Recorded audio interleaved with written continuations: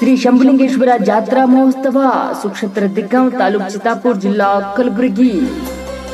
ಕ್ರಿಯಾಶೀಲ ಶ್ರೀರತ್ನ ಷಟಸ್ಥಲ ಬ್ರಹ್ಮ ಶ್ರೀ ಸಿದ್ದವೀರ ಶಿವಾಚಾರ್ಯ ಸ್ವಾಮಿಗಳು ಸುಕ್ಷೇತ್ರ ಪಂಚಗ್ರಹ ಹಿರೇಮಠ ದಿಗ್ಗಾಂವ್ ನಾಗಾಮಿ ಶ್ರೀಗಳ ಘನ ನೇತೃತ್ವದಲ್ಲಿ ನಡೆಯುವಂತಹ ಕಾರ್ಯಕ್ರಮಗಳು